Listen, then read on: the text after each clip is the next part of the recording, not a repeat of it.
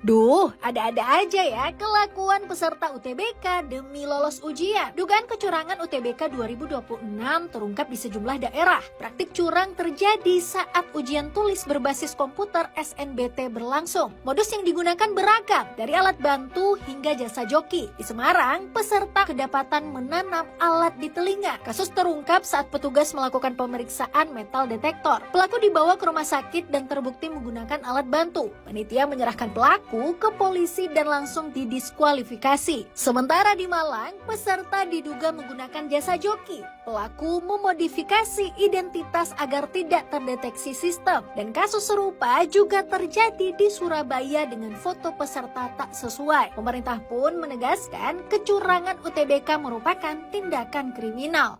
Pertama-tama adalah sanksi yang terkait dengan pemalsuan identitas, ya. Itu sudah ada ketentuan hukumnya, ya, sanksinya untuk yang melakukan pemalsuan identitas.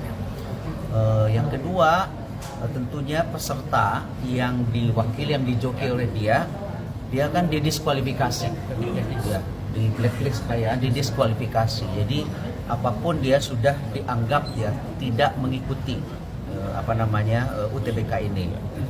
Nah, tapi kemudian yang pertama, di samping dia didiskualifikasi, dia harus mempertanggungjawabkan karena itu perbuatan kriminal. Sahabat Kompas TV, ingat ya, kesuksesan diraih dengan usaha, bukan kecurangan. Pernahkah kita bertanya, mengapa di negara yang menjunjung tinggi ketuhanan dan kemanusiaan yang adil dan beradab, berita tentang kecurangan akademik masih menjadi konsumsi sehari-hari? Kita sering mendengar istilah yang penting lulus atau yang penting nilai bagus. Tapi di mana letak harga diri sebuah bangsa jika kejujuran dianggap sebagai beban bukan kebanggaan?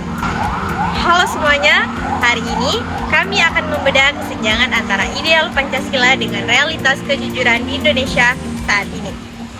Mari kita bicara dengan fakta, karena data nyata adalah pijakan utama dalam analisis ini. Pertama, maraknya fenomena joki tugas dan joki skripsi yang diiklankan secara terang-terangan di media sosial. Ini menunjukkan bahwa kecurangan telah menjadi komoditas ekonomi yang dianggap lumrah oleh sebagian mahasiswa dan pelajar.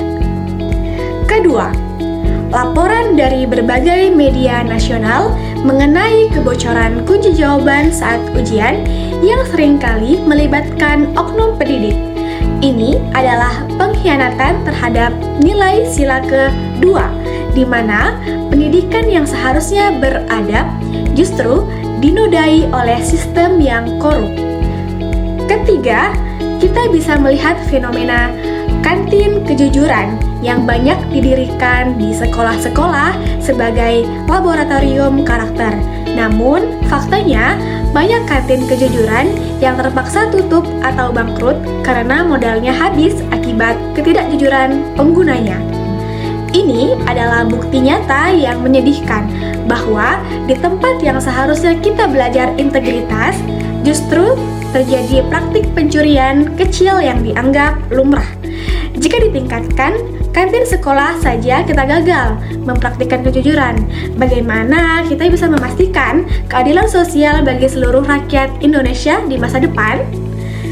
Berdasarkan observasi langsung kami di lingkungan sekolah dasar, tekanan kurikulum yang padat seringkali membuat siswa merasa bahwa jujur itu sulit. Siswa lebih takut pada nilai marah daripada takut pada kebohongan. Inilah bukti nyata bahwa praktik pendidikan kita sedang mengalami jarak yang sangat jauh dari nilai keadilan dan kemanusiaan. Sinilah nilai Pancasila sebagai filosofi Skekrondelej atau dasar filsafat bangsa mulai luhur. Kita mengajarkan Pancasila sebagai hafalan di kelas, tapi kita membiarkan ketidakjujuran menjadi strategi bertahan hidup di lapangan. Ini adalah kesenjangan yang harus kita akui dan harus kita perbaiki. Jika kita bedah secara filosofis, ada sebuah paradoks besar di sini. Sila keempat Pancasila menekankan hikmat kebijaksanaan, namun sistem pendidikan kita juga seringkali lebih mengedepankan kecerdasan kognitif semata tanpa kebijaksanaan karakter. Kesenjangan ini terjadi karena pendidikan terjebak dalam budaya formalisme, di mana yang dikejar adalah simbol-simbol kesuksesan seperti ijazah dan nilai tinggi.